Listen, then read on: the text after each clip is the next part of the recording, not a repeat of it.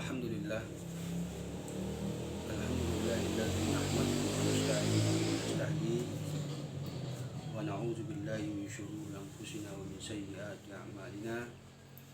Wa may yahdihillahu fala mudilla lahu wa may yudlil fala hadiya lahu. Allahumma shalli ala sayyidina Muhammad wa ala alihi wa sahbihi ajmain. Rabbi shrah li sadri wa yassir li amri wa hlul 'uqdatam min lisani yafqahu qawli. Insyaallah pada subuh ini kita akan melanjutkan pembahasan kita tentang adabul muta'allim wal mu'allim, yaitu adab-adab seorang muta'allim atau thalibul ilmi. Pada pembahasan yang lalu kita sudah menguraikan dua al-wazifah, ya, atau dua tugas seorang muta'allim. Yang pertama itu adalah mensucikan batinnya dari akhlak-akhlak yang tidak baik atau sifat-sifat yang tercelah. Kemudian yang kedua, kita juga sudah menguraikan sedikit tentang seorang muta'alim itu harus mengurangi hubungannya terhadap hal-hal yang bersifat duniawi.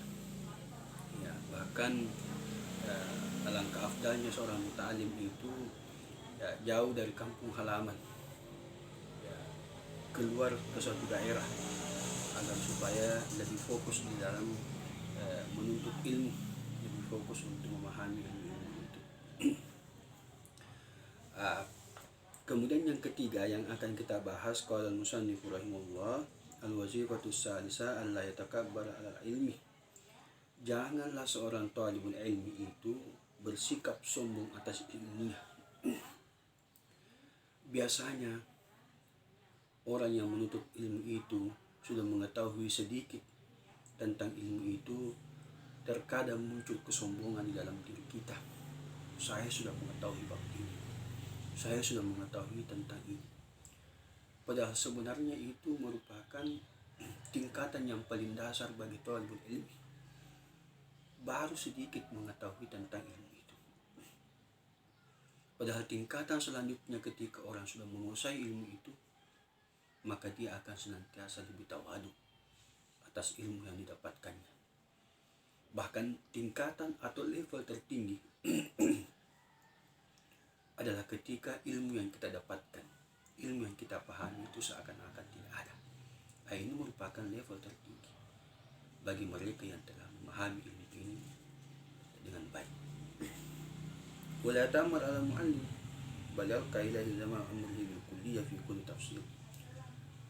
Dan jangan juga seorang thalibul ilmi itu menentang ulama, menentang muallimnya, ya, karena dia merasakan bahwa pemahamannya jauh lebih tinggi dibandingkan pemahamannya, ya, lalu kemudian dia menentang ulama.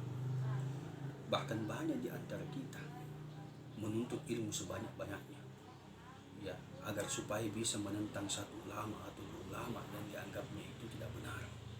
Maka ini adalah sesuatu yang sesuatu yang tidak baik, ya, sesuatu yang tidak baik. Bahkan semestinya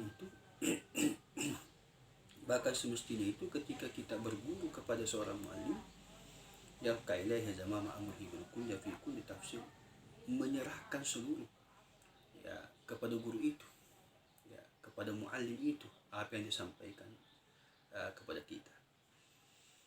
Maka ini juga sama perumpamannya seorang dokter yang memberikan nasihat kepada kita, ya, atas penyakit yang kita alami, memberikan nasihat untuk cara mengobati penyakit kita. Maka kita ini seperti orang yang tidak tahu apa-apa. Kita hanya mendengarkan apa yang disampaikan oleh seorang dokter. Maka selayaknya juga seorang thalib ilmu seperti itu. Ketika seorang muallim menyampaikan ilmunya, maka dengarkan dengan baik, ya. Wa yanbaghi an yatawada'a li muallimihi, maka selayaknya seorang thalibul ilmi itu senantiasa tawadu kepada muallimnya. Ada satu cerita yang sangat menarik. Qala Asy-Sya'bi, shalla Zaid bin Sabit ala janazah. Suatu ketika Zaid bin Sabit sedang melaksanakan salat jenazah, ya. Ketika selesai salat jenazah, lalu kemudian didekatkanlah bagalnya atau kendaraannya Zaid bin Sabit itu. Ya, bagal itu ya seperti kuda tapi lebih kecil ukurannya dibandingkan kuda. Lalu kemudian datang lagi Ibnu Abbas. Ya, datang lagi Ibnu Abbas untuk mengambil kendaraannya, ya, untuk dinaiki oleh Zaid bin Sabit. Ya. Lalu kemudian ada merasa tidak enak Zaid bin Sabit ini terhadap Ibnu Abbas. Maka berkatalah Zaid kepada Ibnu Abbas, tidak usah ya Ibnu Ammi Rasulullah, tidak usah wahai anak pamannya Rasulullah, yaitu Ibnu Abbas. Lalu kemudian Ibnu Abbas mengatakan, hakaza amarana an naf'al bil ulama'i. Ya, seperti inilah yang diperintahkan kepada kita cara berbuat kepada ulama, kepada orang yang memiliki ilmu. Ya, padahal ini adalah Abdullah bin Abbas. Ini adalah anak pamannya Rasulullah Sallallahu Alaihi Wasallam, membawakan bagalanya, membawakan kudanya Zaid bin Sabit di dekatnya, ya, sebagai penghormatan Abdullah bin Abbas kepada Zaid bin Sabit karena memiliki ilmu. Ya. Lalu kemudian faqabbala Zaid bin Sabit yadahu. Lalu kemudian Zaid bin Sabit langsung mengambil tangannya Abdullah bin Abbas dan mencium tangannya. Ya, dan mencium tangannya. Lalu kemudian Zaid bin Sabit membalas pernyataan Abdullah bin Abbas lalu mengatakan, hakaza amarana an naf'al bi ahli bait nabiyina Muhammad sallallahu alaihi wasallam. Maka seperti ini juga kita berbuat baik kepada ahli bait, keluarganya Nabi Muhammad sallallahu alaihi wasallam. Ya, seperti ini merupakan contoh yang baik. Bagaimana sahabat-sahabat Nabi memberikan teladan yang baik kepada kita. Bagi seorang muta'allim, talibul ilmi, kepada seorang guru, kepada seorang ulama, kepada yang lebih mengetahui tentang agama ini. Jadi fala yang bagi li talibul ilmi ay yatakabbar 'ala al-mu'allim. Maka tidak sepantasnya seorang talibul ilmi untuk bersikap sombong kepada muallimnya. Wa man takabbara 'ala al-mu'allim ay yastankifa 'anil istifadati illa minal marmukin al-masyhurin. Barang siapa yang bersifat sombong kepada muallim, enggan mengambil faidah, enggan mengambil satu ilmu, ya, illa minal marmukin al-masyhurin, kecuali kepada seorang guru yang ahli menurutnya, atau kepada seorang ulama yang sudah masyhur. Ya, artinya dia memilih ulama-ulama yang dianggapnya itu masyhur atau ahli dalam satu ilmu. Ya. Kata Imam Ghazali, wa huwa ainul hamaqah, pada hakikatnya itu merupakan sebuah tanda kebodohan. Ya. Padahal itu merupakan satu tanda kebodohan. Ya. Karena kenapa? Imam Al-Ghazali di sini memberikan sebuah contoh, memberikan satu perumpamaan. Ketika kita ingin mencari cara untuk bagaimana melepaskan diri kita dari terkaman binatang buas, apakah kita harus menunggu orang yang ahli atau orang yang lebih mengetahui cara untuk menerkam, cara untuk membebaskan diri dari terkaman binatang buas itu, ketika di depan kita sudah ada orang yang mengajari kita cara menghindar? Ya, yang mana kita pilih? Apakah harus menunggu orang yang lebih ahli menurut kita? Padahal di depan kita sudah ada orang yang memberikan petunjuk kepada kita cara untuk menghindar, ya, bagaimana menjauh dari terkaman binatang buas itu. Maka seperti inilah kata Imam Al-Ghazali, ya, siapapun muallim kita yang mengajarkan kita tentang agama ini, tentang kebaikan itu, maka terimalah dan ambillah faidah dan hormatilah dia dan agungkan dia. Fala yanal ilm illa bitawad wa ilqa'is sam'i. Maka tidaklah kita mendapatkan ilmu illa bitawad wa ilqa'is sam'i, kecuali dengan tawadu kepada guru kita, wa ilqa'is sam'i, dan penuh perhatian, ya, mendengarkan dengan seksama apa yang disampaikan para ulama kita. Sebagaimana Allah mengatakan, inna fi dzalika lazikra liman kana lahu qalbun. Ya, itu merupakan peringatan, itu merupakan ilmu liman kana lahu qalbun, bagi mereka yang memiliki hati. Ya, ketika seorang muallim menyampaikan ilmu, maka gunakanlah hati kita. Au al-qasam'ah wa huwa syahid, atau dengarkan dengan saksama, berikan perhatian penuh kepada guru yang menyampaikan suatu ilmu. Ya, karena dengan hati inilah ya jalan untuk menerima ilmu tersebut.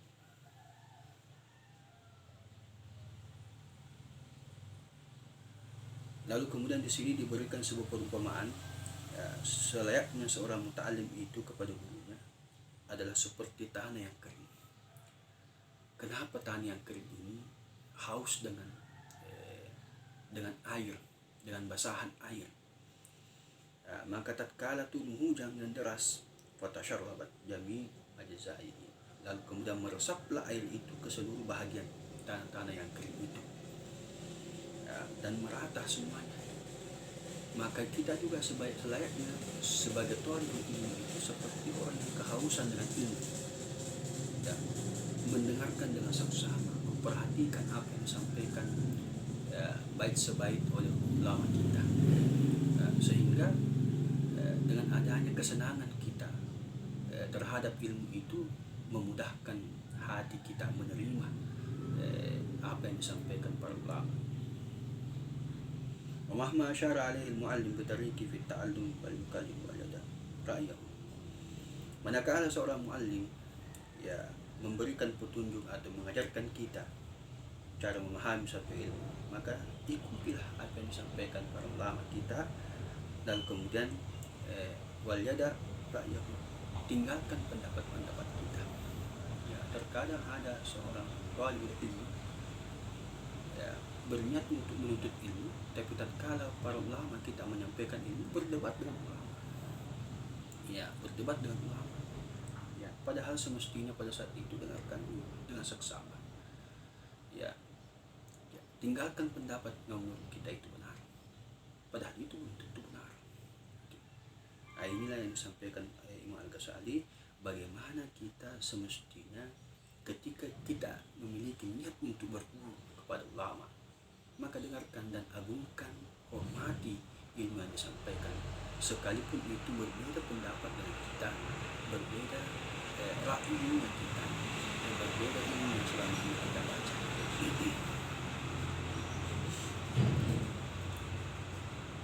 Maka di sini Imam Al-Ghazali rahimahullah taala mengingatkan kita dengan kisah Nabi Khidir alaihissalam dengan Nabi Musa alaihissalam.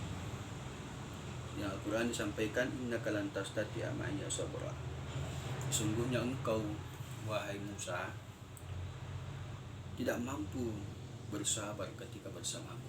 Itu kata Nabi Khidir kepada Nabi Musa. Wa kaifa tasbiru ala ma lam tuhit bihi khubra, bagaimana mungkin engkau bisa bersabar ya yang tidak ada pengalaman di dalamnya.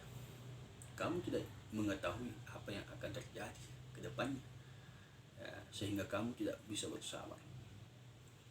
Bahkan ya, pada waktu itu ya karena rasa penasaran Nabi Musa alaihissalam kepada Nabi Khidir dengan ilmunya, ya, lalu kemudian dengan terpaksa Nabi Khidir mengatakan ya memberikan syarat kepada Nabi Musa ya agar senantiasa diam saja dan menerima apa yang terjadi. Ya, bahkan dikatakan lagi, fa in tabatani fala tas'alni an syai', kalau engkau mengikuti janganlah engkau banyak bertanya. Ya, ini pesannya Nabi Khidir kepada Nabi Musa. Hatta uhditsa laka minhu zikra, hingga aku menceritakan kepadamu nantinya. Ya, artinya nanti juga akan saya sampaikan apa maksud di balik semua apa yang akan saya lakukan. Tetapi ya tidak ada kesabaran Nabi Musa alaihissalam. Tatkala terjadi sesuatu pada waktu itu, selalu bertanya kepada Nabi Khidir, berarti melanggar aturan yang diberikan oleh Nabi Khidir alaihissalam kepada Nabi Musa. Maka inilah yang menyebabkan mereka berpisah keduanya.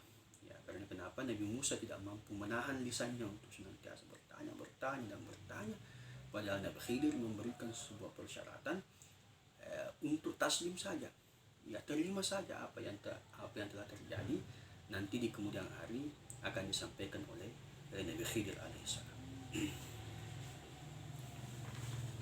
Kaum muslimin yang sama-sama dimuliakan oleh Allah Subhanahu wa taala. Fa in qulta faqad qala Allah taala fas'alu ahla dzikri in kuntum la ta'lamun. Kalau ada yang mengatakan bahwasanya bukankah Allah sendiri mengatakan fas'alu ahla dzikri in kuntum la ta'lamun, maka bertanyalah kepada ahli zikir, kepada ahli ilmi, in kuntum la ta'lamun, ketika engkau tidak mengetahui sesuatu. Berarti di sini maknanya adalah bertanya itu adalah sesuatu yang diperintahkan, sesuatu yang disuruh. Maka Imam Al-Ghazali mengatakan fa'lam, ketahuilah, ya ketahuilah, bertanya itu sesuatu yang dianjurkan, sesuatu yang diperintahkan ketika seizin seorang muallim, ya, ketika seizin seorang muallim untuk bertanya. Karena jangan sampai kita bertanya ammalam tabluk, ya martabat ila fahmihi. Jangan sampai kita menanyakan sesuatu atau ilmu itu yang sebenarnya belum sampai tingkatan itu, ya belum sampai kepada tingkatan pemahaman kita terhadap ilmu itu. Ya contohnya misalnya kita mempelajari ilmu nahu, ya guru kita baru memulai pembahasan tentang babul kalam, ya lalu kemudian kita langsung bertanya kepada di luar pembahasan ini, bahkan sudah jauh pembahasannya, ya yang semestinya ya belum bisa sampai kepada pembahasan itu, ya langsung kita bertanya tentang ya hal-hal di luar pembahasan babul kalam itu, padahal babul kalam itu masih seputar pembahasan fi'il, ya bisi dan huruf.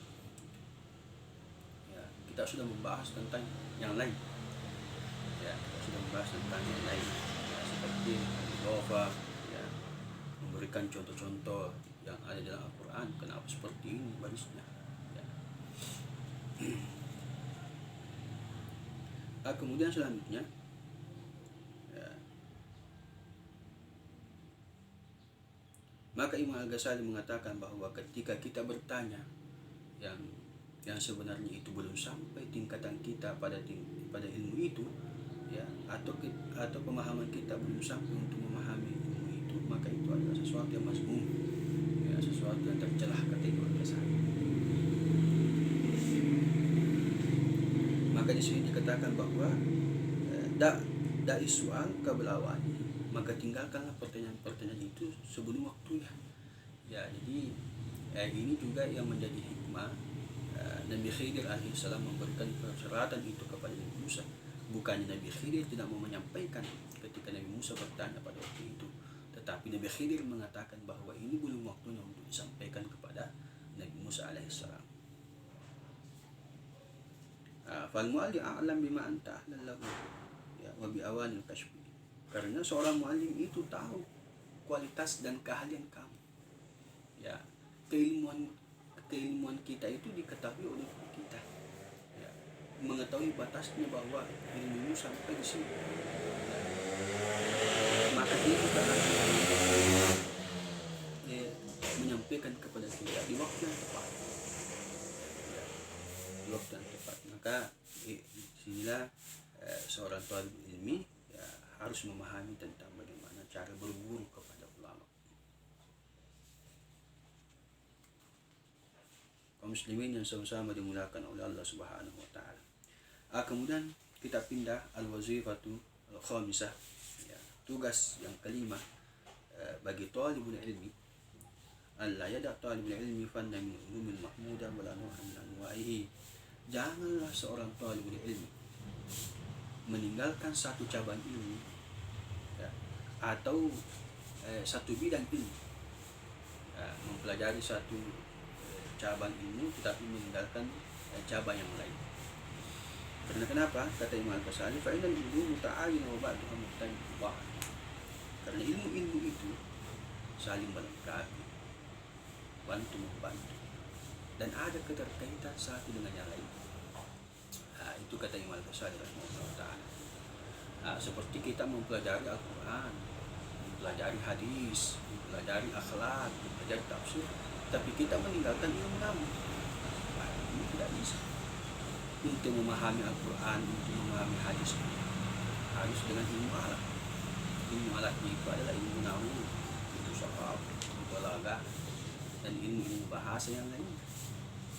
Maka ini yang disampaikan oleh Imam Al-Ghazali, jangan tinggalkan ya, karena satu bidang ilmu dengan bidang yang lain itu saling melengkapi dan saling bantu. Disinilah kita mengambil banyak faidah tentang ilmu yang kita pelajari. Maka inilah yang harus kita berantas. Musuh ilmu itu adalah kebodohan. Kaum muslimin yang sama-sama dimuliakan oleh Allah Subhanahu wa taala, saya rasa itu saja barangkali. Insyaallah kita akan melanjutkan wazifah selanjutnya yang disampaikan oleh Hudatul Islam Al-Imam Al-Ghazali rahimahullah taala. Mudah-mudahan bermanfaat. Hadanallahu wa iyyakum ajmain. Assalamualaikum warahmatullahi wabarakatuh.